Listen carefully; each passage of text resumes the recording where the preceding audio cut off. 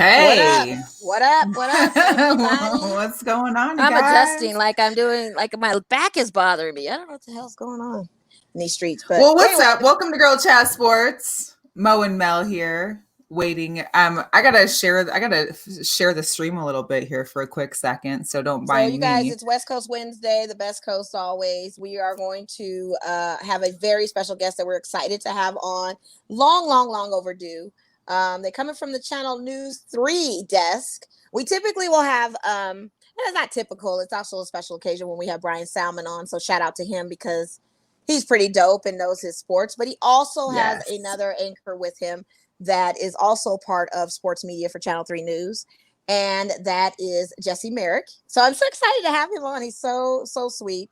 And I was just talking to him before we got on how the last time we saw each other was for the last public UFC fight that was at T-Mobile, and how that we didn't know that was going to be our first of the last public showing of a UFC match. And we'll talk more about the one coming up with Masvidal and Usman.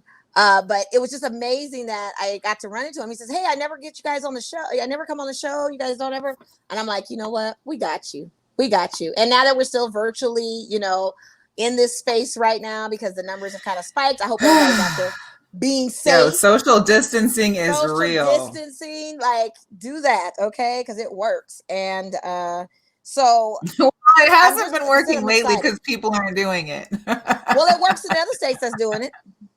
Well, yeah, because they're doing it. We're not. Exactly. We're not doing it. Well, that's why I'm saying this country hit 3 million cases. That's ridiculous. 3 million. I saw that.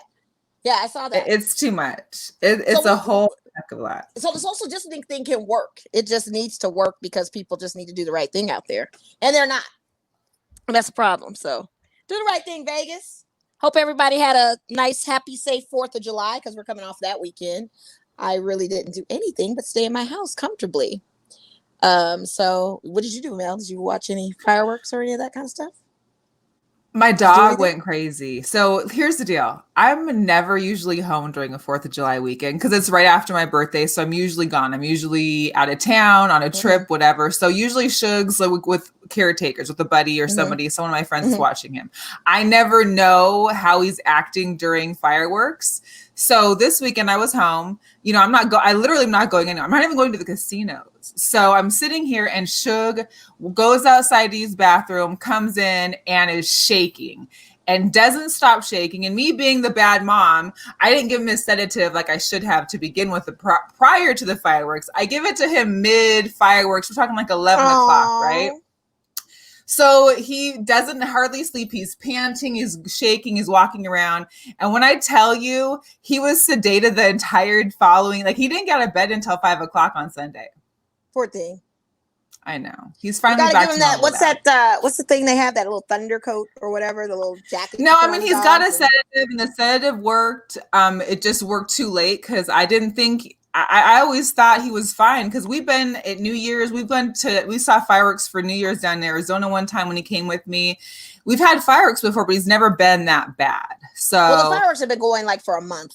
So, and here's the deal, they're not even just regular fireworks. They're like the illegal fireworks from the Indian reservations. Like from where I'm from, Boom City was like, that was where every parent wanted to go to get their fireworks. They were like bombs going off in the backyard.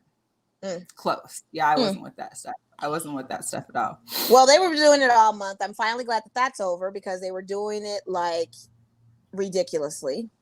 It was just too much every day, every night. Shout out Les. Shout out Smitty, who's in here. You better not be talking mess today on this episode. I ain't got time for that. Shout out to my girl Natalie. Time for that. I don't have time for that today. We gotta keep pressing. So without further ado, real quick, let me shout out Llama Dude. Yes. Company. Yes. I've got to make it public like this. He thinks I didn't do mine, but I'm very appreciative. So shout out Llama Dude of Las Vegas Lights Electric Company, the ultimate booster club. Also Lafayette's is another booster club with the lights. We're going to miss them during this light season. We're going to talk about the lights and their upcoming season. I think they've actually set a date. Oh, wait, this is backwards. It's reversible. Did you know that, Mel? What? Yeah, I saw it's reversible. Okay, yeah. That's great. Yes. So Llama Dude, Shout out to Mateo, you. thank you. Thank you so much, because this was a lovely gift, and thank you so much for thinking of us and being a loyal supporter. And also, I know I see you got your hat on too, Mo, but we also have our visors out. So yeah, put that visor on. I didn't even make it. I got a big head, so I didn't. I can flip it to the visor. So here's the visor. They are available. Well, you see, this is the updated one. You see the updated one? Oh, I like the updated. I have the vintage one. That's you have the That's vintage nice. model. That's all right. Vintage is good. Vintage is right. good. Vintage gets me paid. How about that? And then shout out to my Dodgers starting on the 25th, because guess what? I got my Jackie Robinson pen. Oh, we know you're ready. Didn't want to wear my Dodgers t-shirt yet, because I will be trolling folks, and they know who they are, Natasha and my cousin Willie. I will be trolling you guys on September 12th and 13th. I'm putting it out there because we do host the first home game against the Astros on those dates in September. So I will be trolling them both on those 2 days. We will have a game with the Astros in July, but it's a away game, so I'm not counting that. But I will be trolling them for the home game. So of course you are. You've been warned. Let's get Jesse on. Let's see. Let's do it. Okay. Let's do it. What's up, Jesse? What's up, guys? How you doing? What's up? Hi, Jesse. So excited to have I'm loving you the on. banter back and forth. I was dying. What's that? I was loving the banter back and forth. I was dying. Oh yeah, we try to make it light and funny. We gotta keep people's attentions going. But now that we have you on, you're gonna keep all the attention because you're that guy. Did you not know? Exactly? Did you not know you're that guy? You know you're that guy. You gotta right? be. Yeah, exactly. Seriously. So Jesse is with Channel 3 News, but prior to that, he's had a previous career in journalism still and around sports. Can you tell us a little bit about your background, where you're from, and how you got into the journalism game and all that good stuff? Yeah. All right, cool. Yeah, so I grew up in Ventura, California. That's like kind of by Santa Barbara. For the people that don't really know, we're like Santa Barbara's little brother. I like to think we're the cooler little brother of that one, but yeah, so grew up out there, played like every sport under the sun. Actually, when I was a kid, I played baseball growing up. That we were like a big baseball family. We're that group that like you get a mitt and a glove and like that's your thing, And so it was funny. I played baseball my entire life, and then got to high school and told my family I want to play football, and they all laughed at me. They're like, "Get out of here! You're not a football player. Like, come on, you're like a tiny little kid. Like, no way." So end up playing football, and from that, go from playing in high school and took it to college. Went and played Division II football at Azusa Pacific University out there in Southern California. Did that for 4 years, graduated, and then right after graduating, started working at the ABC affiliate out in Los Angeles. Did that for a while. Then at one point, I was juggling 2 jobs between ABC 7 and then also working at the NFL Network. So I did that, which was a blast. That was like my first full-time, like only sports gig, and loved it. And then from there, jumped into the business on air as a sports anchor for my first job in good old Grand Junction, Colorado, which is in the middle of nowhere in in Colorado. The word, we'd all call it the junk. And like any place that goes by the junk and is proud to say that, obviously probably doesn't have a lot going on. But it was a lot of fun. Got to cover the Broncos. That was the year they beat Cam and them in the Super Bowl. Oh, okay. So that was a lot of fun. We didn't get to go because our freaking ownership group didn't want to send us because they were too cheap. But that's a whole nother story. Obviously, I'm over that. But yeah, did that for 2 years. Then after the 2 years in Colorado, went out to Huntsville, Alabama, which sounds like it's probably even more out in the middle of nowhere than Junction. But it's not. Like Huntsville is actually a pretty sweet city. Huntsville is dope. About 2 hours south of Nashville. What's that? Huntsville's pretty cool. I enjoy Huntsville. Yeah, Huntsville's fun, honestly. Like, and it's crazy. Even like I've been gone now for just over a year. It's changed so much in the year that I've been gone. I got a bunch of friends that are still out there, but awesome city. Got to cover Alabama and Auburn. Went to the national championship. Got to cover Nick Saban and his craziness, all that. Like just SEC football, being a kid. Yeah, like it was crazy. Being a kid from Southern California, getting into SEC football was insane. Just as crazy as people make it out to be. So I did that for 2 years. I was the sports director there, which is like the fancy way to say you're the main sports anchor there. And then I went to LA, went back to LA, got a news job, which was a horrible idea because I hated it. And I realized like through and through that I'm a sports guy. I did that job for And then I was like, all right, I get back into sports. And then I ended up in Vegas a couple months after that. And I've been out here now for just over a year. Started in March of last year. Hey, and we're happy that you're here. Yeah. We're happy that you're here. So, sorry, I think I got a bad feed on the audio on this. You do? Okay. Can you hear us good now? Can you hear us? It's kind of skipping for me. Oh, I can hear you guys. It's just skipping a little bit for me. Oh no. Can you take your Bluetooth off, you think, and talk through whatever, or what do you think? Can you hear us? What? Sorry. Can you disconnect your Bluetooth and just talk through your people PC that are on the or- live feed? How are we man. sounding? Do we sound okay? Yeah, let us know. Tap in because you were sounding good, Jesse. You guys are. It's just like skipping in and out. Well, I was gonna say try tapping out and tap back in. Yeah, if you want to do that. Here, yeah, I'm gonna take you. Yeah, Tap out. he's Tap back in. Yeah. See if that helps. Okay. Well, Yeah, after the we'll resume, do it just that. started skipping. A little feedback, huh? All right, so we're hearing that we seem to be going fine. We sound fine, it sounds like. So I can hear all three clearly. Not sure if that helps or anyone else. Okay, Nally said we're good. My boy Twan in Seattle, he's checked in. Sounds like we're doing okay. Looks like maybe his internet was bad. I'm not sure.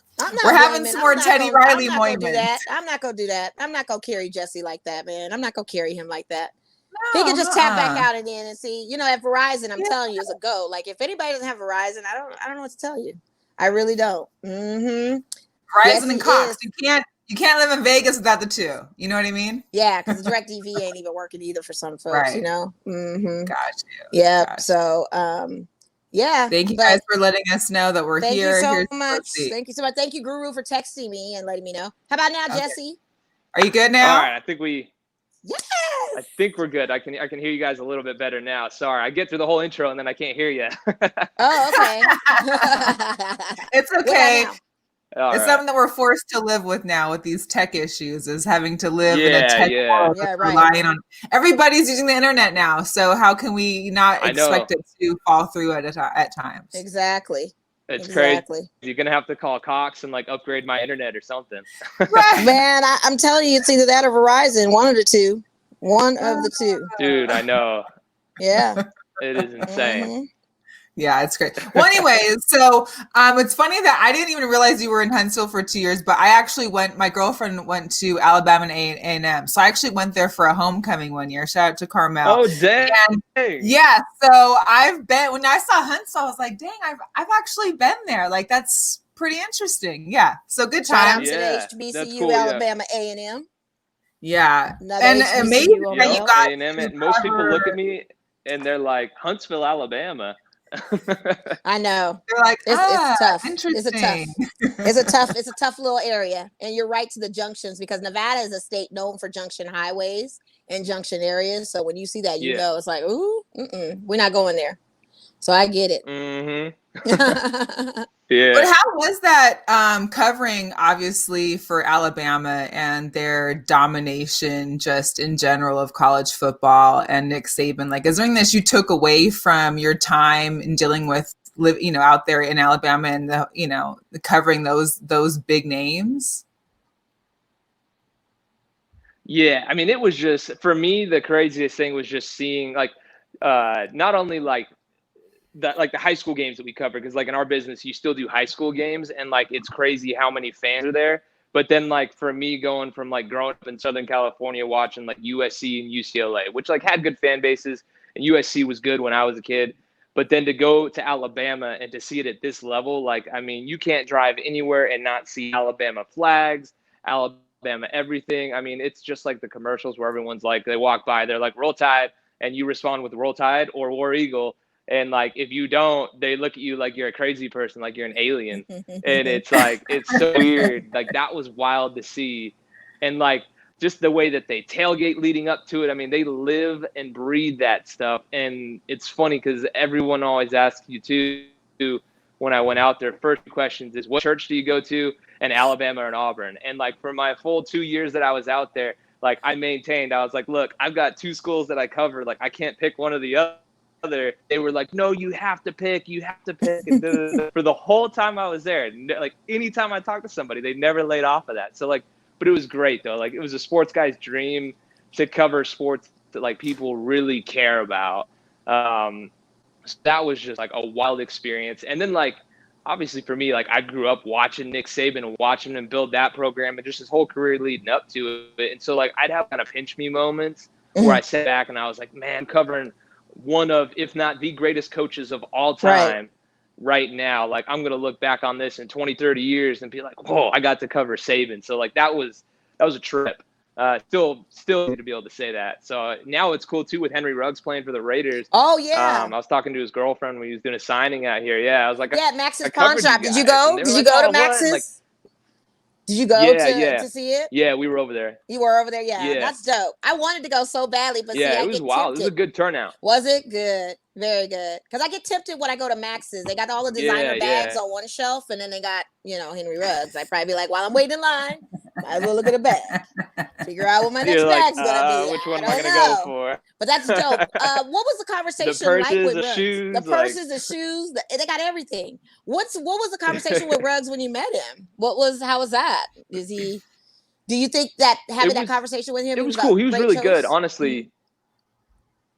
Yeah, he was really good, honestly, and like it was funny because like we were all kind of laughing. So my girlfriend works in the business too out here. She's in sports. She was also in Alabama with me before. Okay. And so we had both covered Henry Ruggs out there in Alabama when he was younger, and so covering him again now, I was like, dang, like he's 10 times better than he was in Alabama. Like because when I talked to him, he was always super shy and all that stuff. And he like totally opened up. And this was the first time we had met him in a weird situation doing a signing during COVID. Mm-hmm. And he was just like shooting it with all of us, like just having a good time. Like, and he was like so good. And so I was just fired up because I'm like, man, this kid's going to be great for Vegas. Vegas is going to love him. And then obviously you throw in the fact that he's a beast. Right. And he looks a little thicker too than I expected that I was seeing when he was Bama. So he's kind of on a little bit of weight. So he's not like that dude that you envision that runs a 4.27 that's like rail thin. Like he actually bulked up a bit, which is pretty cool. That's good. So the Raiders didn't make a bad choice in that because a lot of people were thinking that, we got this Henry Ruggs and we didn't go with Jared Judy. We didn't do any of the prime picks that everybody was expecting people to take. And we go with this Henry Ruggs guy who was also a good alternative. Like I didn't have a problem with it when the draft came out and that he was going to be that pick. I was like, I see potential in this guy. You've just totally assured me that it's a good look. So we've got a question from one of our viewers asking, what do you look forward to as far as what do you think as far as the 2020 season for the Raiders, as far as what the team has potential to do? Because now we're going against the big money Mahomes. He's on the schedule. We're also going against Tom Brady as a Tampa Bay Buccaneer. He's on the schedule. So what do you think? And that's if the season gets played even if it does, as it's supposed to. So let's just speak hypotheticals because we don't know. What do you think our season is going to be? Yeah. Man, it's tough because if you look at last year, the Raiders, they were 7-9, if I remember right off the top of my head. Mm-hmm. I had actually, and just to pat myself on the back, I actually predicted that before the year. Brian and I talk about season and wins and all that stuff. I was like, all right, they're going to be 7-9. I was like, they're going to be right on the cusp of the playoffs. And like, they actually did that, but they were like 4 wins. They were like on the verge of being 4-12, 7-9, or like in 6 and getting in the playoffs and all that stuff. So like, it was just a weird situation for them. I think this year they're a better team for sure. Like they addressed all their needs. But then you look in the division and you got Pat Mahomes, the Chargers got better, Denver got better. Like I think it's going to be tough sledding, to be honest. I think last year was a big opportunity for them. But having said that, the offense is going to be way better this year. You got Derek Carr in his 3rd year in the offense. That's the first time he can say that, where he's going into the 3rd year with the same coaching staff, all that stuff, same OC. Like he's never even dating back to college. His offensive coordinator was saying that, which is wild to think about. First time in his life outside of high school that he'll be able to have that continuity. So that's going to help him. And everybody always craps on Derek Carr, but like he had great efficiency. He didn't throw it downfield, but that's not really what they're asking him to do. Right, they're not. He's not that player. I think I don't know. You what? I was saying he wasn't that player. I hear you. He's not that guy. He's not the 2016 potential, player of the year that we were Exactly. going to have that season, MVP. Looking at after his injury, he's a different quarterback, but he's an Like essential everyone's looked quarterback. back to that year. Yeah. Mm-hmm. Yeah. Like everyone's looking back to that year when he had the season where he was kind of in the race for MVP and all that stuff. Mm-hmm. And it's like, I don't know if you can necessarily look Derek Carr to be that guy, which isn't a bad thing. Like, you don't need your quarterback to do that when you've got a running game like you do with the Raiders with Josh Jacobs, line that got that. I mean, you guys, like you know me, I think that's one of the best offensive lines in the league. And then you throw Josh Jacobs into the mix, who's a dynamic runner, and then you throw there, you've got all the Antonio Brown drama behind you. Mm-hmm. The offense is going to be a lot better. The big question is going to be,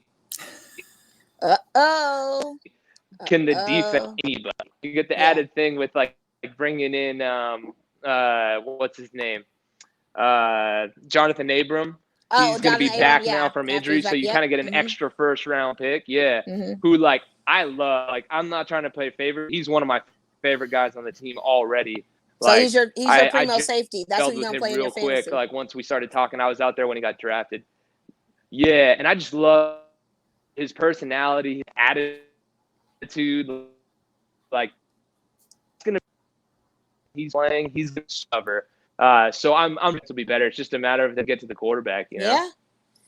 I think this is do you think this is going to be Derek Carr's first and last of the season with us, or do you think that he's going to kind of stretch this out another 2-3 years, because his contract is coming up? And so do you think that this is going to be the test for him, and if it doesn't, then he's no mas? Yeah, I think this is kind of that make or break year for him for sure. Like, it's either like, dude, put up or shut up. I think it's kind of what it is. Not that he's been like a super loud dude or anything, but like, I think that's basically what it boils down to for him. So, and again, like, look at all the weapons like we talked about that they've got. You don't have any excuse if you don't tear it up on us here, you know? So if he doesn't, I think the writing's on. They brought in Marcus Mariota, who Gruden and Mayock both like. They're on the record talking about how much they liked him before they even brought him in. So for me, it's like, hey, man, you got to get this done. Otherwise, they're looking for the future player, the guy that can kind of lead them to the promised land. And maybe they think it's Mariota, maybe they don't. Well, before we go any farther, I just wanted to make sure that we were aware. We've got Brian in the house, and he's been a little torn that we're cheating on him. So, but he does say hi. I'm still getting choppy audio. I can't. Are you? So apparently we're clear, but you've been breaking up and you've been frozen here and there. Right. So it's okay. I don't know if it's just. Hey, let me hop off real quick. Yeah. I'm gonna pull it up on a computer and see if that's any better. Try that. Okay, you're good. That'll work. So in the meantime, I love it. I love that Brian and Stephanie. I love that Brian and Stephanie are going back and forth. That there's plenty of Channel 3 love to be given around. You know, I'm not thinking about Brian Salmon because we had him on the show twice. So Jesse we love Brian. But we haven't had Jesse on, and you know. No, he looks up to me. He looks up to be quite a bit. So they're like this Batman and Robin duo out there in the sports anchor world. Like, they really are suited, and we definitely have to ask Jesse about the fashion game with him too. It's crazy. Heather said that we keep freezing up when talking about the Raiders. Maybe that's a sign. Tell Ray, is she still Bolts? That's what I want to know. Is she still Bolts? Right. Heather, are you still with the Chargers, or are you still stuck in San Diego? What's their potentially season going to look like? That's what I want to know. Yeah. You know, Smitty thinks, he says Rodgers going to end up in Vegas. Aaron Rodgers is not. Well, he's not ready for that life. He's not coming to Vegas. He's not coming to Vegas. I think he's one of those guys that, if he's done with Green Bay, I don't see him going to another franchise. I know Natalie's not talking either, because she can talk. I just want to know if she's going to be. Is she going to still be with New England? Because New England's looking nice now. Guess what they got? They got Cam Newton now. So are you going to be New England? Right. They have a They have a better chance. They do. She don't know. She's not. They do. Sure. Yeah. But we'll continue on a little bit. So, Football, we don't know anything. We still don't know anything else about football as far as start dates. Tell me real quick about your Aces Zoom meeting that you had. Talk about that real quick. Yeah, so the Las Vegas Aces, shout out to Jiggy, John Maxwell, they had like a call, like a conference call, a Zoom call where we could listen in on some of the things that have been going on. Mm-hmm. You know, we've all heard the news. We've all seen the ESPNs, and, you know, we've seen Stephen and Max go at it in regards to there being some issues with the housing there for the WNBA, the IMG, right there. It's like south of Tampa in Florida. They've had some like food issues, supposedly. I know Diamond DeShields is a vegetarian, and she wasn't either vegetarian or vegan. I'm sorry, I'm not sure which one. And she didn't get the right meals, but they had fixed that. They have fixed that, and from what Jiggy said too, and this is what they've confirmed with on ESPN as well, is that 99% of the people there are fine. They're good. The housing, the hotels accommodations were fine. It was some that got put in these lodges, apparently. That laundry room did not look good. Laundry trap, room, all of that. The laundry room, the mouse trap. It was a lot. It was a lot. The only thing I think that was an issue was that, and I know there was a couple players that had brought this up. Don't talk about us unless you've been talking about us. Like the girl from the Seattle Storm was there. Alicia. She was talking to Stephen and Max today. We saw the article. I don't watch First Take, so I don't know which one. No. But someone posted on the Girl Chat Sports page. I forgot which one it was. I didn't see that.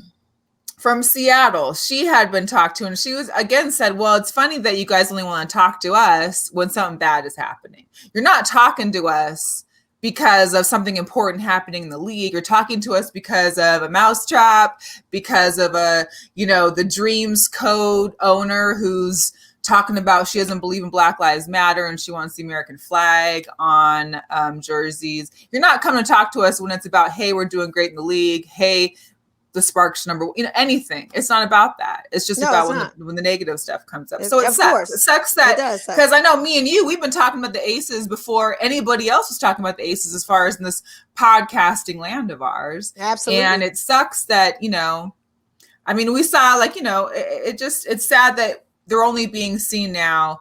It was Natalie who posted it. Yeah. From the Storm. Okay. Yeah. It's just too much. It's the thing of it is this. Okay, so if they're going to play, this is the first time ever that the WNBA will probably be featured on the ESPN network, and that's for the story and the narrative of what Senator Kelly, whatever her name is, doing with BLM as far as the accommodations. That's the push for them to kind of open the doors of saying, oh, well, we're going to feature them anyway because we possibly will have them featured on the network.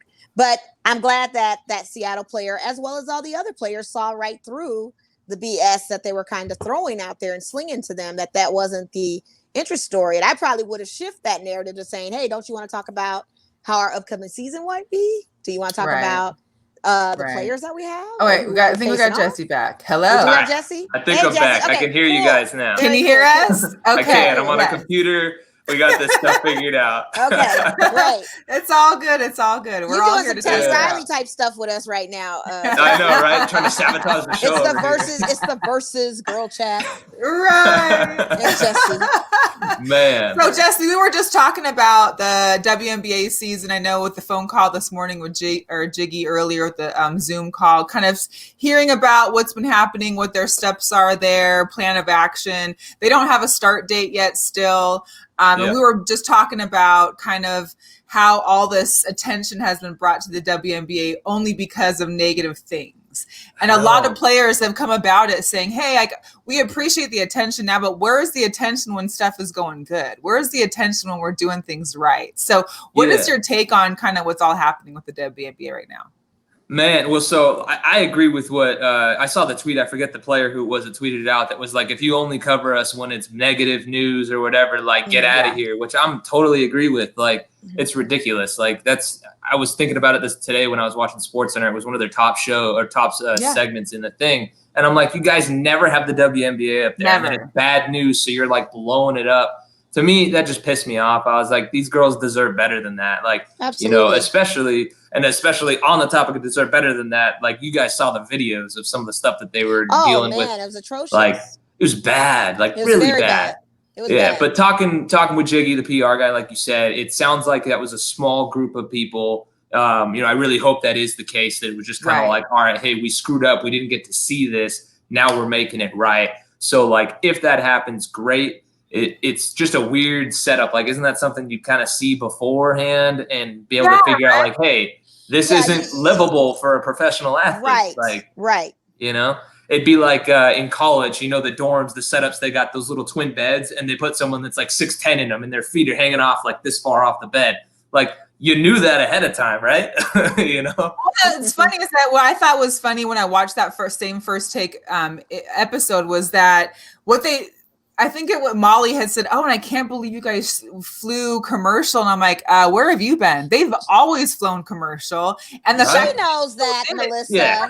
I know, but the fact that you made this point of it, like, it makes it, for me, it made it's just a little insulting. It's very insulting and disingenuous. And it made it right. And so it was Alicia Clark that was on the first take episode today, who was from the Seattle Storm. She was the one that was kind of like, here's what's happening. And it wasn't only supposedly like 99% of the players and staff are happy. It was the other ones that maybe aren't so much. It was just that one incident. And it sounded like the issue that they had was they called it the lodge. You know what it reminded me when I heard Jiggy talk about it was kind of, I don't know if you remember dorms at the quads. They used to have quads dorms back in the day where you'd have like 4 rooms shared and then you share like a living area together. That's kind of what it sounded like. And it is like, campus. So you figure, well, maybe that's the case, but it sounds like they got the things together, that they've ironed out the issues. It sounded great to hear that, Kathy stepped in right from the start, the commissioner, Kathy. She was on phone calls early in the morning. She was trying to make things happen so that these women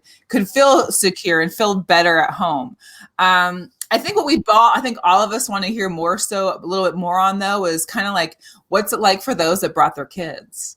De'Erica Hamby, she's one of them. Yeah, she's got it. She's mother. Yeah. My girlfriend and I were talking about that today. Like, I couldn't imagine bringing your kid into the bubble. Like, I totally get why she did it, but like, how wild would that be? And I don't remember how old De'Erica's daughter is, but like, I'm guessing she's old enough to kind of be able to understand what's going on, or at least 4 or 5. I want to say 3, 4, something like that. She's like probably right on that verge where she doesn't quite get it yet. And I'm real curious to talk to De'Erica to be like, hey, how do you explain it to her? And does she get it? Because I'm just curious. Like, that'd be wild.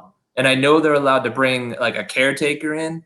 Does that include, her husband? I don't know if she's married or not. I don't know what the deal is, but whoever, her husband or whoever she chooses to bring in there, like, okay, if you're allowed to do that, then you got your whole family with you. Like, and that's pretty sweet. Right. Like, if you got a quarantine to do all that, that'd be great. Right. But like, if not, you're away from your husband or your significant other for that long, like, and you and your daughter are, like, that would suck. But then you don't bring your daughter and then you're away from her for that long. Like, just all the craziness that goes into it. And then like what their daily structure is going to look like. Like, I'm real curious to see, and I'm bummed that we can't be there just to purely like document it and experience it with them. Cause this is going to be something that we all tell our kids about, and generations later about how wild 2020 was and the stuff that they had to go through. Man. Right. And can you imagine trying to keep a toddler busy and quarantined and social distancing, all this? I mean, practicing, and then you have to go off and do your practicing. You have to go off and do your testing again, and you testing that's constant as you. I mean, it's a lot. And I'm assuming it's probably another family member possibly that's going with her in that Apex bubble there. That's with her. But that'd be my guess, but it's so wild. Like, I couldn't imagine going through that. But at the same time, like, if you don't do that, then you're just sitting around or not getting paid if you don't have like a proper argument according to like the league of what would pass for that, So it's a crazy like double-edged sword for sure. It really is. But shout out to Kathy Engelbert, because to me, she has been the most effective commissioner that I've seen thus far for the WNBA. Her empathy, her compassion, her passion for these girls, and her ridership as far as wanting to really, really push and change a directed narrative about these women, that they are professional athletes. Yeah. Like, they shouldn't have to have the accommodations they have. They shouldn't be having to be the stepchild to the NBA players. They are elite professional players, and some are champions and some are striving to be champions. And she has been really, really, really vocal about pushing for the league. Now, what is your take as far as the owner of Atlanta Dreams team? Because Natasha Cloud has said something like, get her weak ass out of here. You know, a lot of players have tweeted. A lot of people have said a lot of different things, and they're calling to Kathy now to do something about it. Now, my question to you, Jesse, is she going to do it or is she not? Because I just gave her a big old prop. I know. That's the thing. Like and the crazy thing is the co-owner of that dream team that is with Kelly. I mean, she serves on so many board of directors, including Spelman College. So you're familiar with the HBCU and Black women on at a university, at one of the major HBCU universities. So your co-owner not only sits on a board of an HBCU, but yet you still can say these things about your position, which if that's your opinion, that's great. But that's not your bottom line right now for your business. Exactly. But what is Kathy going to do? Do you think she's going to step up and do the right thing? Is there going to be a change before the season starts? Or do you think it's something that's going to go on through the season? I think it's something that'll probably go on through the season. I mean, I would hope to see it done quickly, but I don't think it will be. I don't even pretend to know what goes into that whole process. I mean, obviously, not to compare the two, but I've seen other networks and stuff bring it up. But like the Donald Sterling thing, like that all still kind of took a while to kind of play out. Right. And so I could see this taking some time, especially given the situation of like they're still trying to figure out how the heck to get their season going in a bubble and like figure out their schedule. Right. So like I think this is one of those things that like people gotta, if people really want her out, they gotta keep that conversation going. And the players have to be like, look, like this is not okay. For me, I'm just like, man, like how do you, again, like you said, if that's your opinion, all right, whatever. But like, how do you say that knowing your audience and who you work with? And also, if that's your viewpoint, how do you get to where you are by co-owning a team? That's just crazy to me. But I don't know. Maybe I'm just different, but like I just don't understand how it gets to that point. But I think it'll be something that kind of lags and takes some time to get there. Well, then how do you even say that to begin with when some of your team aren't even taking part in the season because of social injustice? Like at least if nothing else, have some type of filter, be able to kind of like at least take a step back and go, okay, people are listening, people are watching, people are.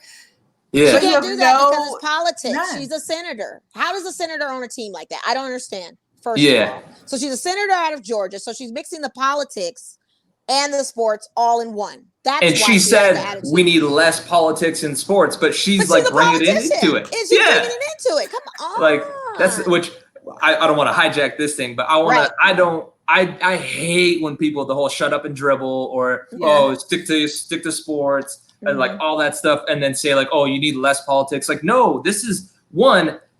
I don't even think the social justice stuff is a political issue in my mind, because like if you can't say Black Lives Matter, that's not a political statement. Like that's a problem with you and how you were raised. Like that has nothing to do with your political party in my mind. But like for it to be the situation that it is, like to say, oh, less politics, all that. Like no, sports should be flooded with politics if it can, because that can be such a thing that speaks to people where you have that platform and you can do that. Like, it's just crazy. Like I've had people before too, like if you go by that mandate of like, hey, stick to sports. So like us, we work in sports, our job, like we got to be on social media. We got to do this. So we could tell the salesperson to get the hell off of social media, because that's not your job to be on social media, but ours it is. So why don't you stick to sales and we'll keep talking about sports and social media and all that. Like that's the stuff where I just am like, if that's the argument, go ahead and apply it to everything in life. Right. It's just crazy. It's too much. Yeah. It really is. It is. Yeah, so the WNBA still no start date, tentatively possibly a couple weeks. They talked about having for each team about 3 games per week. Here's my question for you, Jesse, because we'll move on to other sports here in Las Vegas as well as around the country. But what's it going to be like come, let's say, the beginning of August when there's 9 hockey games a day, when there's 3 WNBA games just for your team alone, when there's USL, because the MLS started today, when there's Major League Baseball, like what, I mean, we're going to go from no sports to having almost too much to watch. It's going to be crazy. I was thinking about that today. I was listening to the sports radio today. I forget who it was, but they were talking about how it's like for hockey specifically, they were talking about it, how it's going to be like March Madness, but it's going to be March Madness for everybody. That's playing. For baseball, for hockey, for soccer, for basketball, for women's basketball, like all of it. And then if we even get to sports in the fall with football and all of that, I mean, it's going to be nuts. So like, you're going to be able to wake up in the morning at 9 a.m. and watch a hockey game or a basketball game or a soccer game or whatever it is. And if you wanted to, you could sit there until 9 o'clock, 10, 11 o'clock at night watching sports nonstop, which is great. But at the same time, like, when do you kind of get too inundated with it and forget about the fact that, like, oh, we just didn't have sports for so long? That part. Yeah. Because even with the Aces, their schedule in the first game, they're playing a 10 o'clock game on the East Coast, 7 o'clock here. So you're still having these late games for everyone else that's still trying to watch. And not for nothing, that's the same night, I believe, the baseball game is on, too. Yeah. The night game for the Giants. And I know today, John actually, or Jiggy had mentioned that games for predominantly West Coast teams are going to be played at 7 o'clock West Coast time PM. That's them playing at 10 p.m. at night. Out there. They're going to start at 10 o'clock. Right. Like, They're playing at 10 o'clock. Exactly. To me, that seems like a disadvantage because, like, your body clock, you adjust to being out there. I get it from a broadcast standpoint, but, like, that doesn't seem very fair to me. Just with the body clock deal. Like, because you can't. Think it is. Yeah, unless you like adjust the practice times and get them some like massive blackout curtains, like you're not going to be able to adjust to that, you know. And it's a big if. We're all speaking hypotheticals because it's a really huge if. And Jesse, do you have a particular baseball team? Because I've been watching a lot of these the press conferences and media day for the Dodgers, and a lot of players are having different opinions about starting off this season. How they have to actively be outfield like Mookie Betts. I'm playing outfield, but not only do I have to pay attention to the game, but I got to keep cognizant in mind that I got to still social distance. I can't go and high five my guys. I can't spit on the field. I can't do any of these things. You know, Justin Turner is having the same type of issues. He's like, we don't know what the precedence is going to be for all of us to go out there as far as the testing goes, as far as being up at bat with your umpire right there, as far as with your catcher being, it's all of these different things. How are you going to stand a man at first and second and third and try to tag him out if you're social distancing? Are they going to be all fly ball outs? It's crazy. Like, I don't understand how that's going to work. Yeah, the thing that gets me is like, and it sounds weird and dumb, but like, you know, athletes, you guys all understand, is like the spitting part. Like in baseball, think about when you've watched TV, like how much you see them spitting. Like, it's just something you don't think about. It just happens. And like, when you spit, is someone going to run out there like, hey, you can't do that? Like, you know what I mean? Like, how are they going to go about policing that? Like, it's just so weird. Sunflower seeds are banned. I love my David sunflower seeds. I pick the saltiest ones just for the baseball. And they eat them too. How's that going to work? And for some dudes, like, that's all they can do. And I just saw someone hopped on and said, go Dodgers. I got to say, I'm from Southern California. I'm not a Dodgers fan. Oh, I hate you right now, Jesse. Well, wait. I got good reasoning. All my sports teams are all over the place. It's weird.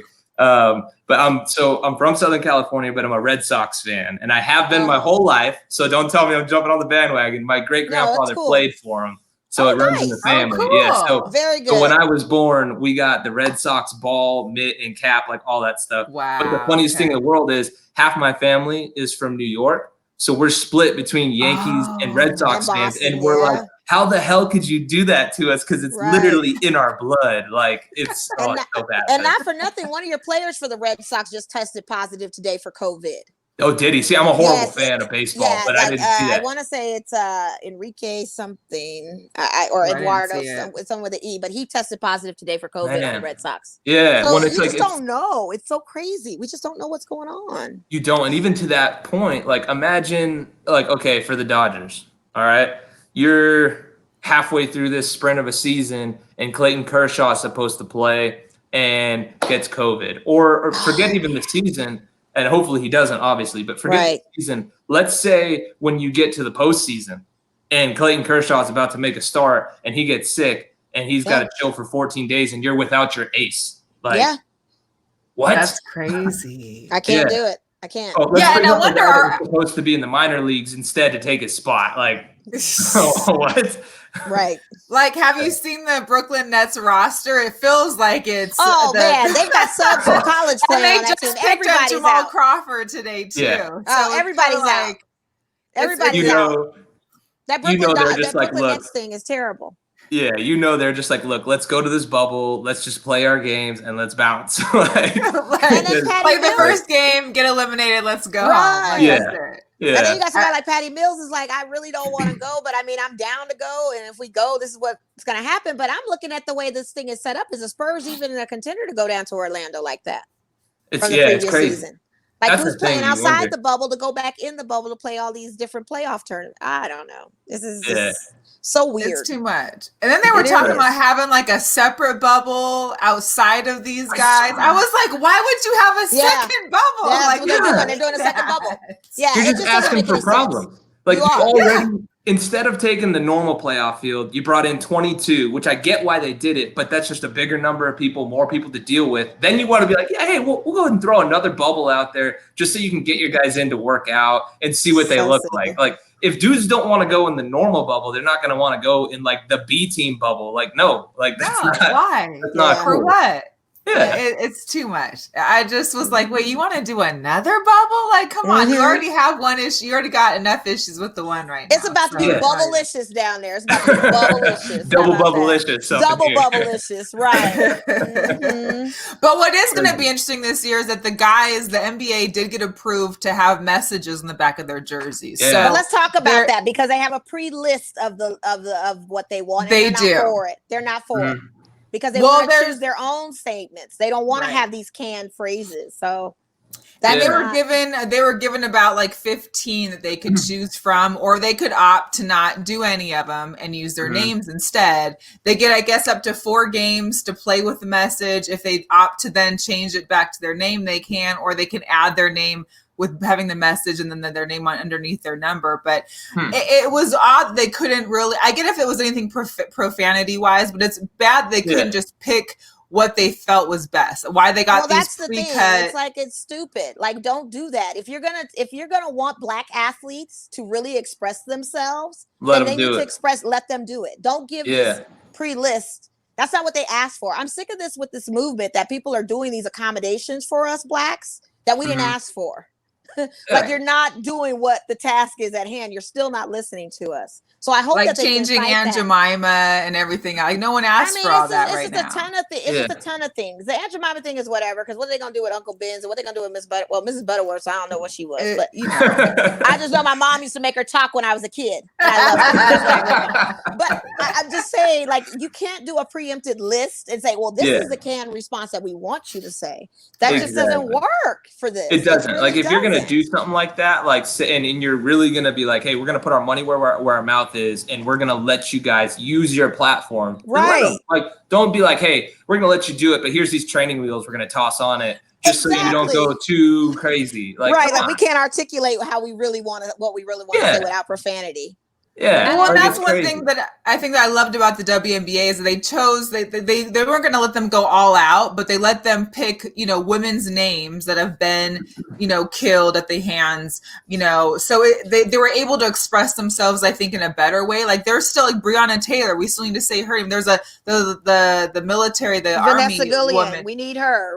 I mean, there's so many women that are being forgotten underneath all this. And it's wonderful that the WNBA gets to take that stance. It would have been nice if the NBA had something similar, because some of these messages are like, see us, hear us. Oh, really? Yeah, I haven't looked at the name. It's stupid. It's stupid. It's so ridiculously whack. Like, this is the stuff that you'd have like in preschool. It's like preschool stuff. It's just, and that's the thing. It's not expressive to us. It's not who we are. We don't express our terms that way, and we're not gonna just take a scripted canned message and put it on the back of the jersey. We might as well put "I can't breathe" on there and call it a day, because they got that on the list too. Yeah. We did that last time.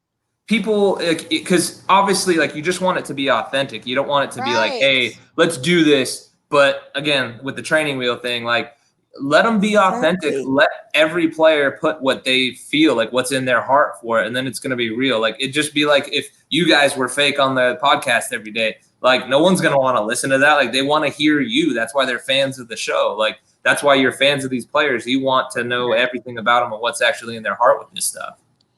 And not to mention, the thing of it is there's so many unknown names we don't know that players may know. Yeah. Why not put those names of the unknowns we don't know on those jerseys as well? there's more than the 150 hashtags of women. There's more than 100 hashtags of the men. There's probably people they personally know that have experienced some things that they want to memorialize or honor or bring awareness to. And it's just not fair. Even putting up some of an organization's name that is working with or helping the fight or helping the movement. Because I know, like, I watch Jimmy Kimmel from home and I love his show, but he always has like these handwritten note cards of like organizations and nonprofits that are working towards, helping social injustice, to helping different, platforms that people have and these celebrities or other athletes have. And that's something that I think would be beneficial to have on a player's jersey, so that you can be reading it and going, hey, let me look into that foundation, Yeah, think how much more awareness that would bring to so many different things, rather than, again, the canned responses or canned messages. Like, or like the NFL, they do the like my cleats, my cause thing. It'd be like, you're bringing awareness to stuff that you didn't even know was out there. Absolutely, Jesse. Yeah.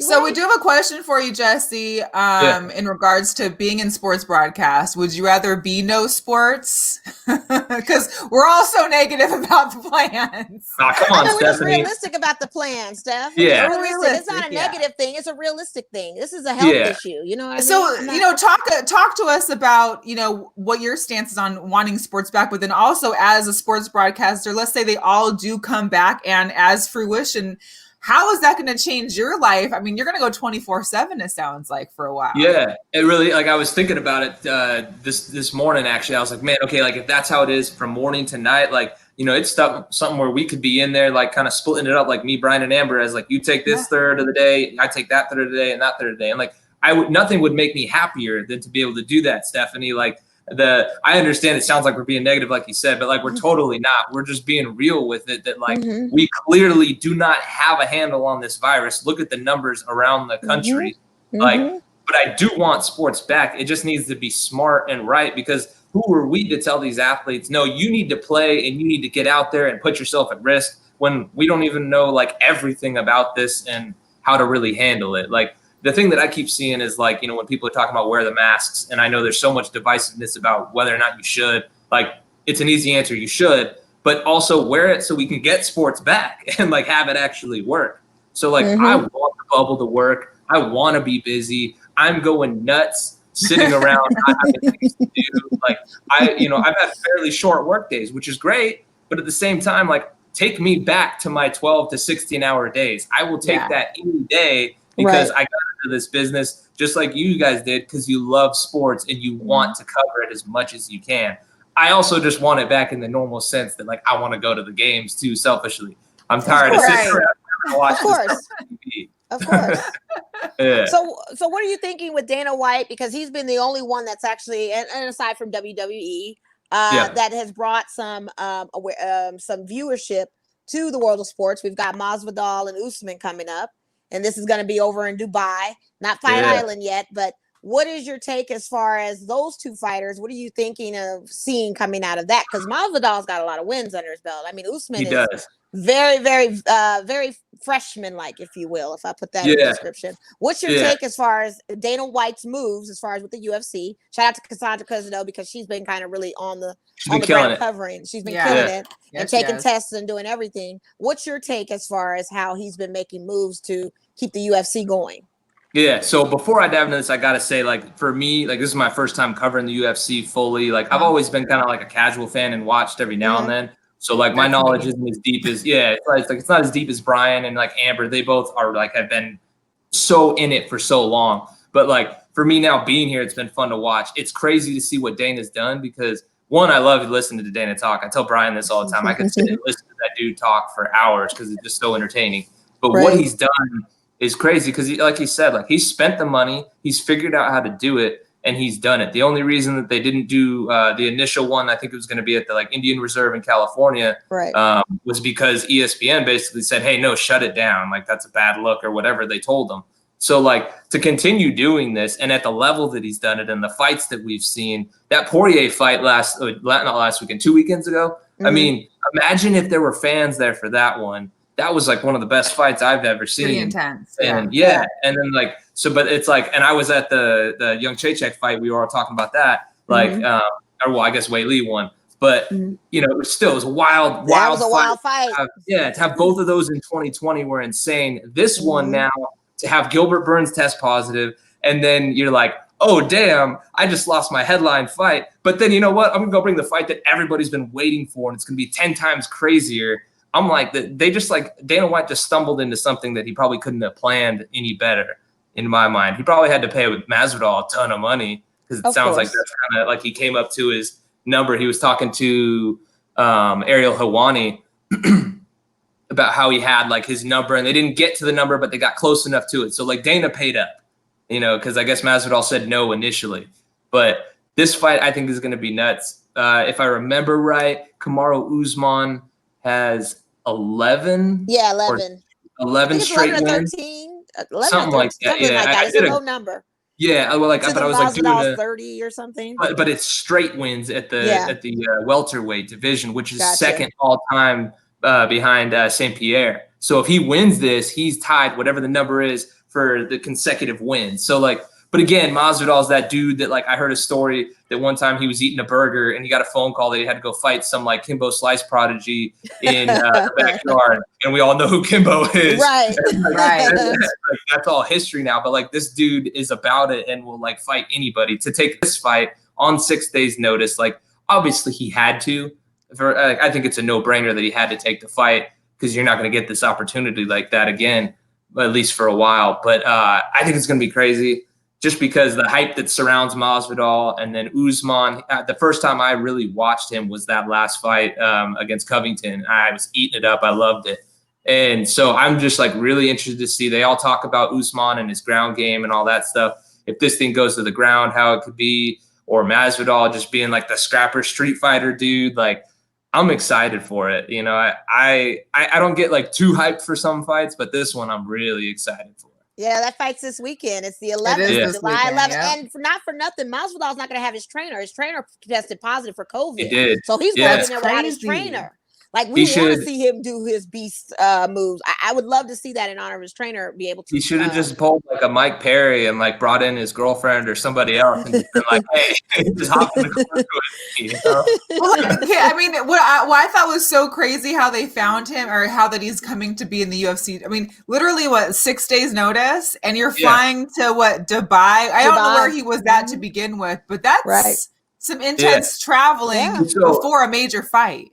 So he was in. I got some crazy stories that I just heard through the grapevine of all this stuff. So Masvidal was in Florida, went from Florida to Vegas, from Vegas to Dubai. Wow! And like all the crazy testing and all that. But on top of all that, and I don't know exactly where he was, but Usman, figured, hey, I'm not having a fight, like, because I guess he said that Covington and Masvidal, I don't know why I just blanked on his name. They both initially said no the first time. So he was like, all right, I guess I'm not having a fight. And he was talking to, I think, Brett Okamoto from ESPN, was saying like, I haven't had a beer in like 11 months. So he's like, so I find out my fight's done. I think he said he was at the airport in Dallas or something, trying to go home. And he ordered like a bunch of Mexican food and a beer. And he said like, food gets in front of him. He goes, twists the cap off on the beer, and his phone rings. And they're like, dude, the fight's back on. Masvidal said he's in. You got to fight. And he's like, oh, damn. Like he said he was like excited to go, but at the same time, like he was literally about to have this beer that he hasn't had in so long, and then he couldn't do it. But I couldn't imagine, like you said, the travel back and forth and the yes, no, and all that. Like, and then on top of that, he's got to lose weight, right? Yeah, that's what I was just gonna say. Like, it's like 20 pounds or something like that that he said he's gonna do, which is insane to me. He should put that, weight loss plan online, and he would make more than he probably ever will. No lie, because I would get on it immediately. Right, we all would be on it. The 6-day, 20-pound weight loss. Sure, real summer ready by then. I'll be ready for next summer or the winter summer or whatever the case would be. So, what are we thinking about Pat's big contract, Jesse? Did we see he's getting baseball money? He's getting surpassed baseball money. He did, the highest paid athlete in American sports history on that one deal. Yes, and Russell just thought he had the bag, and then it's just like he's punching the air now. Yeah, it's like, sorry, bro. Like, Manny Machado thought he had it. Bryce thought he had it. Mike Trout. But 10 years in football 10 versus years. 10 years in baseball is completely different. But Totally 10 years is a big commitment. It's a huge commitment for that arm. A huge commitment because we don't know what the variables will be. We don't. And like, I think for me, like I've been telling people like since the news came out, I think the Chiefs actually like lucked out in this one and getting him, one, for doing the 10 years, but also for the price of it all. Like, I think it's team friendly because it's $45 million a year right now. Mm-hmm. And like, that sounds crazy. It's $10 million more than like the next dude. But like, once you get about 5 years into it, that's going to be what the top tier quarterbacks are making. You know, and then so 6-7 years from there, he's going to kind of be behind the curve and they're going to be like stealing money, basically having him. Again, $45 million a year, any one of us would take that for the rest of our life. For sure. And I think Pat Mahomes. I knew something was up when he was doing those Hunts commercials. You know, the Hunts family owns it. They're about a $15-point-some billion empire. So that's nothing for them. But my question to you, too, is, what does it look like for Andy Reid? What's his tenure going to look like? Because is he going to hold out for the 10 years? Because in my opinion, I'm giving him 3 to 5 at best. I would like to say 3 because I think Eric Bieniemy needs to take the helm. I really believe in Eric Bieniemy to be the next head coach. But what do you think as far as Andy Reid's tenure with them? Because they do have a great relationship. And so what do you think that tenure for him will be? Will you mentioned Bieniemy, like think about all the people in the organization. Like everybody has benefited this year, but Bieniemy. Like, granted, he's still with the team, still OC. Like, it's a great job to have. But like Andy Reid has Pat Mahomes now is gonna be extended, all that stuff. Pat Mahomes that gets this, the team wins. There's all this and Bieniemy's just like, dude, what that? I mean, come on. So like that's crazy to me that he didn't get a job. Right. But having said that, I think it would be awesome if it turns into one of those things maybe where he's like a Josh McDaniels that kind of sticks around and maybe is the coach in waiting to take over. So I would think it'd be kind of cool to see him take the reins from there, and also for Pat Mahomes to have the same dude that entire time. You know, that'd be huge. But I think Andy Reid, man, like I was listening on the radio today, and it was one of the local guys. I think it was Cofield or something like that was talking about it, and he was like, go back to Andy Reid when he was in Philly and when he would do his press conferences. And I'm not trying to like make fun of him, but like he'd be kind of huffing and puffing because he's a big dude. Right. And now though, you don't really see that from him. He's just chill. He's wearing his Hawaiian shirts. Like the stress is like seems to be gone from that dude. And so like that alone is going to add to the longevity for him. I'd say maybe like 5 more years, maybe right around that range. Yeah. But also, I don't know that you what?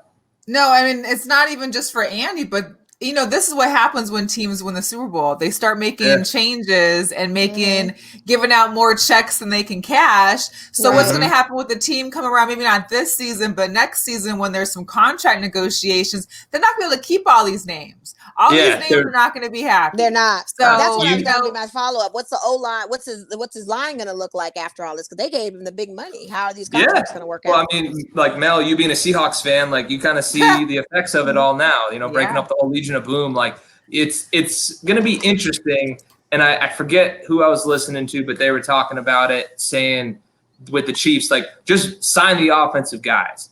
You know, make sure you got Travis Kelce, you got Tyreek Hill. You know, you got those weapons. Keep giving them weapons and keep investing in the offense. Make sure your defensive line is good. And then behind that, it can be a bunch of random dudes that we've all never heard of because you're just going to chuck it and outscore everybody and hope that that's how you win. And the guy never gets tagged. He never gets tagged. He's very few sacks. His line is protecting him consistently. And he's a comeback kid. I mean, this is the guy that comes back in the fourth quarter, watching him all season to win games and to win a Super Bowl and become an MVP before 25.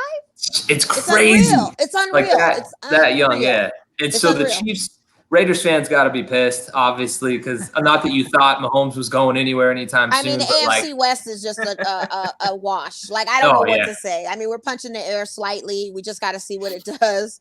Yeah. But even with to Mel's team, the Seahawks, I mean, everybody's probably punching the air at this point because now you're seeing that they got weapons and they're actually a really good team. And to fear them. Like, this year's going to be a lot of fun. You know, hopefully it happens.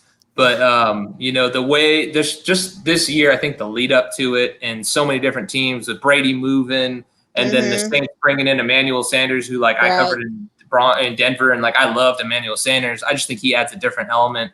Not that he's some game breaker still anymore, but like he adds a different element to that offense. And then, obviously, again, you still got the Seahawks. You've got the Powers in there. You've got the 49ers who were just in the Super Bowl, obviously. Yeah, you can't count them out.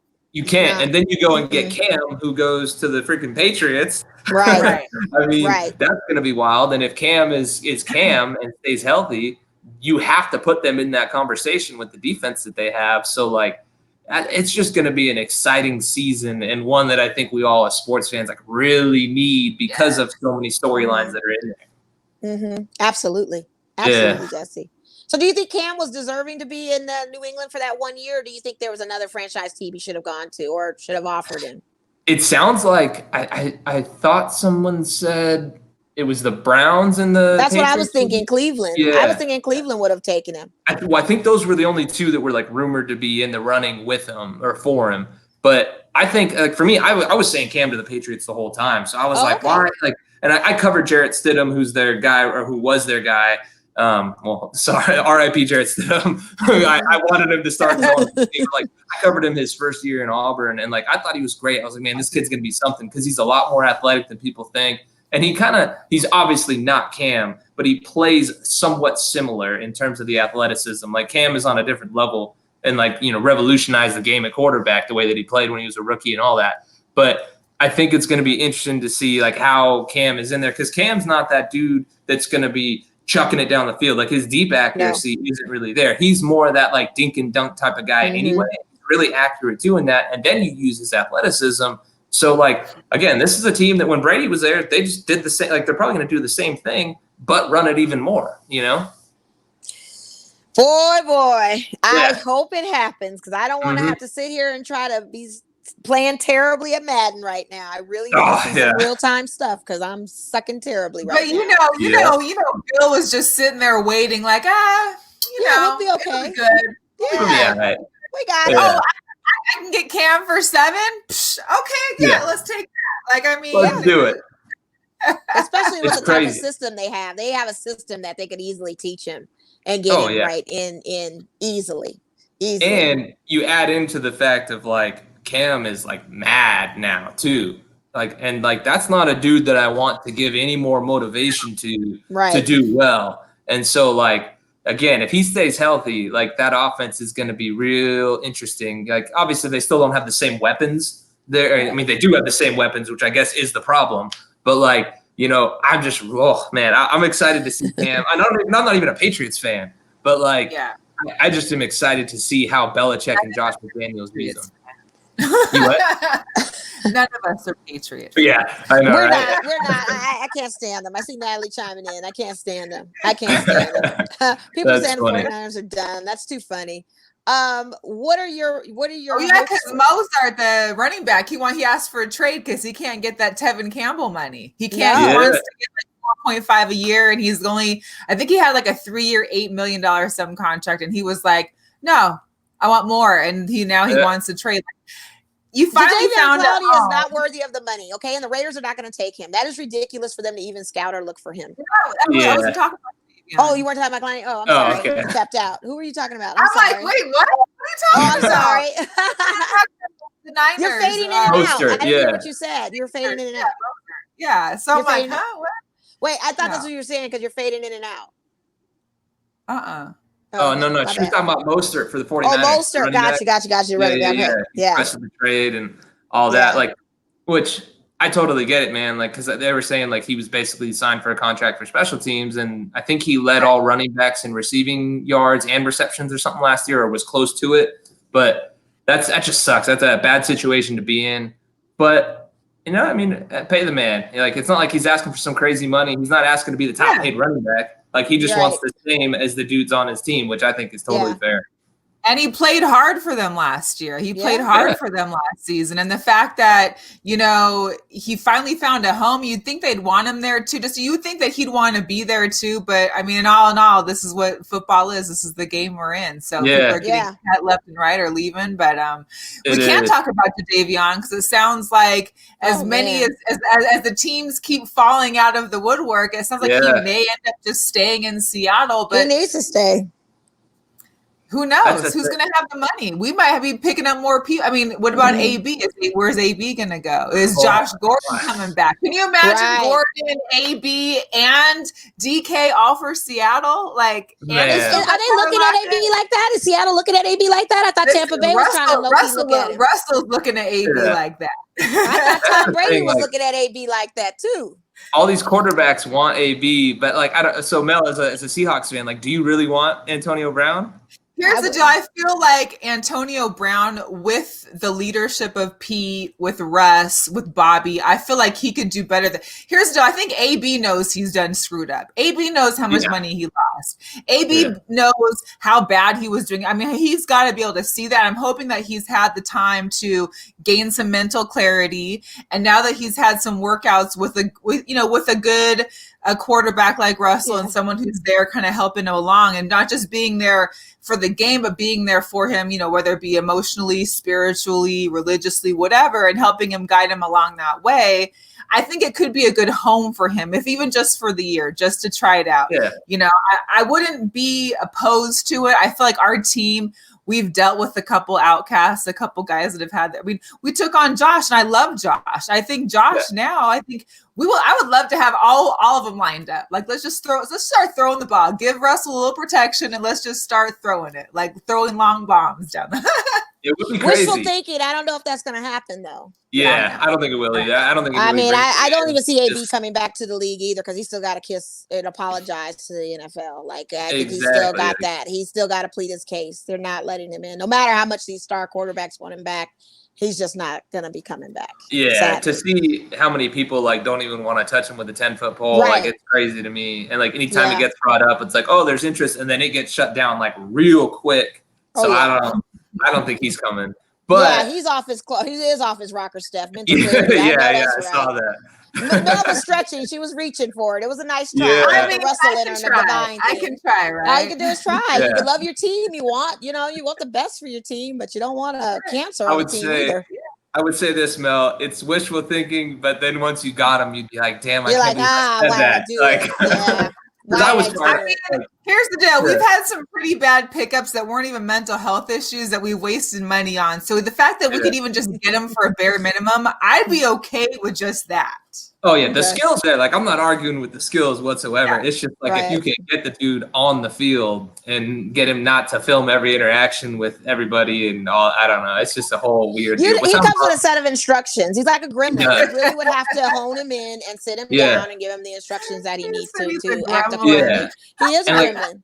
I gotta say, I was so bummed that it didn't work out here because I was so fired up to cover Antonio Brown. Because for me, I was a receiver when I played football, all growing up, and I watched Antonio Brown's tapes and all that stuff because he would put a bunch of stuff on YouTube about how he ran routes and all that. So I was a big fan, so I was just excited to cover him from that aspect. To be dude, we get to just a weird full circle moment for me to kind of be able to cover him, and then all that went down, and I was just no, just crazy.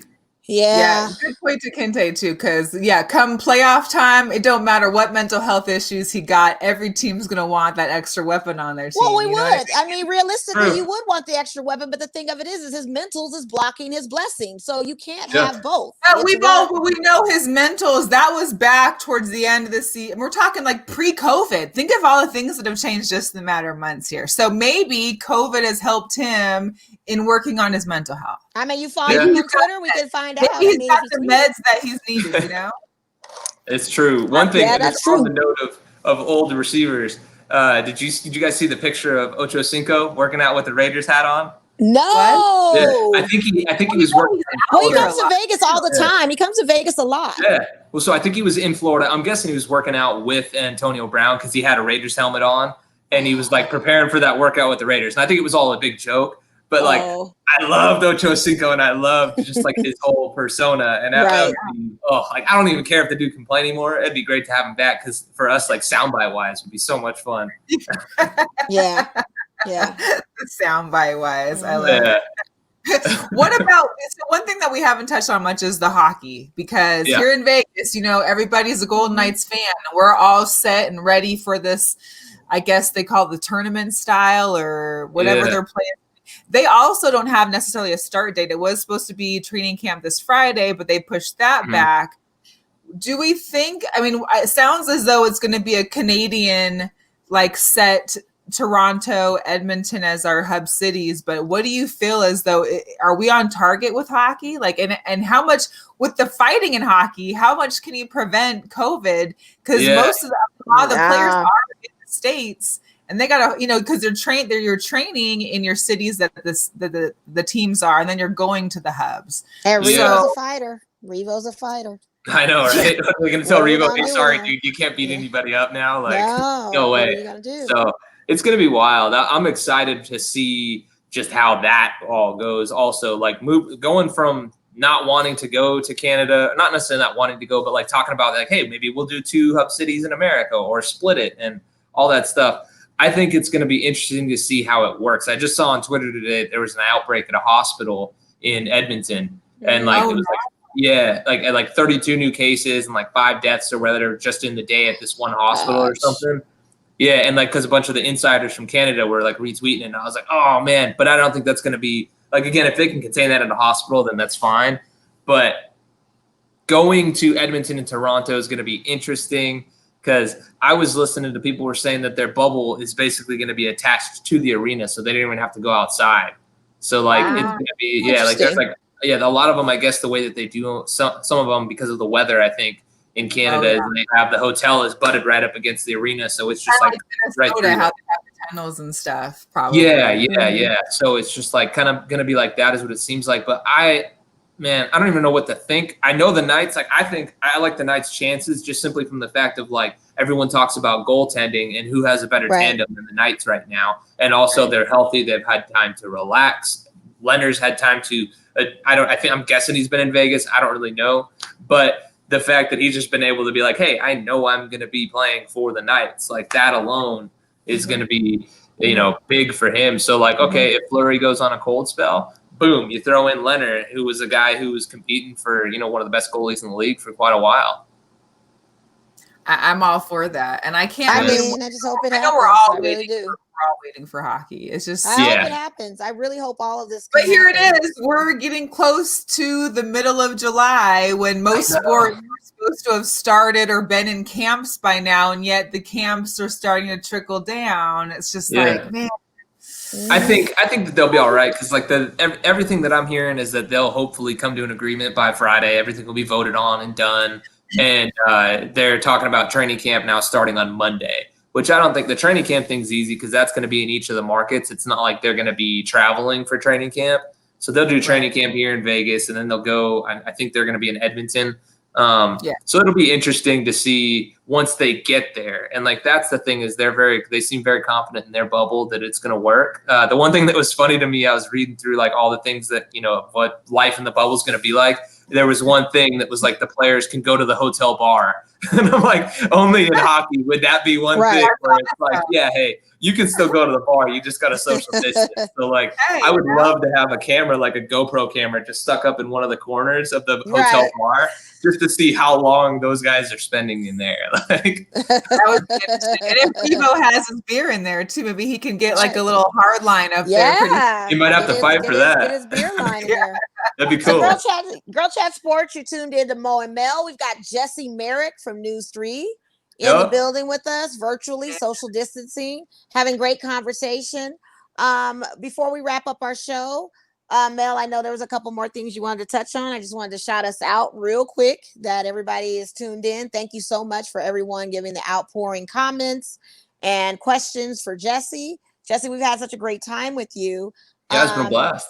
I know. We got to get you back on again. We got to tie you up with Brian. We got to I'm have all a 2 about. for 2. Oh man, that would be 2 for 2. trouble. Oh, he would love that. That would be trouble. So real quick, we wanted to talk about your fashion inspirations. Yeah. You are always suited and booted. I work for that industry where I always like a man in a great suit. Who is your influence on your style? Men in great suits, so she probably does. I don't know, but I'm just saying for me, I like a man in a great suit. That's always my first kind of look. I peep the shoes and I peep the watch. That's my thing, and then I look at everything else. What is your inspiration as far as your style?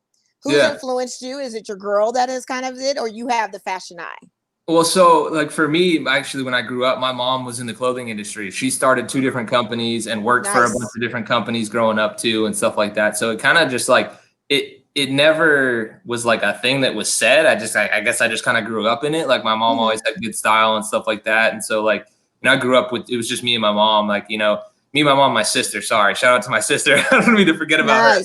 But like, so it was just the 3 of us. So like I was raised by women that had pretty good style. But like, having said that, like in high school, like I didn't have good style. I dressed horribly in high school. And like in college, I was that dude that wore like team issue gear. And that was like all I wore, you know? I had a couple shirts that I thought were like my cool, like going out shirts, you know? But then when I graduated, it was like, okay, I got to learn how to look professional, you know? Because the big thing that I go by is like dress for the job you want, not the one you've got. Good tip. And so I was like, okay, I'm going to be around all these people at ABC7, the NFL Network. Like, I got to make sure I look good. And I didn't want to like go over the top and wear like a suit every single day and all that stuff. Cause then you're that weird dude that's not on air. That's like a production assistant coming up in a suit and tie and all that. But the one thing that our sports director in LA used to always say to me, like he had this running joke that he always did with interns. But with me, he was like, Jesse, you know, we've had a lot of interns. And he's like, of all the interns, you definitely had the best tie selection. Cause like I always wore ties. So like other interns would come into work basically like I'm dressed right now. And it would be like whatever. But I was like, no, I want to be the guy that like they see is like serious about this and like dressed up. And so that was kind of when I first started doing it. I read like a ton of GQ. There's this site called dapper.com that was like all like budget clothes and stuff, but like how to look good, but also not spend a ton of money. Cause when you first start out, you're making nothing. And so I got to figure out how to get these suits, but also like not spend all my money on them and be able to eat, you know? So it was just kind of like that. It was a lot of trial and error. Like bought a lot of suits that were either too big or too tight. Brian makes fun of me because some of my suits, he thinks they're too tight, but I'm a good guy. I got to make sure I keep the proportions right. They're not tight. They're just fitted. They're a trend. Exactly. That's what I'm trying to tell people. That's the verb. As long as they're not skinny, you know. Exactly. Skinny, yeah, we're not seeing the Tommy John lines. Yeah. You're just wearing a nice, well-tailored, fitted suit.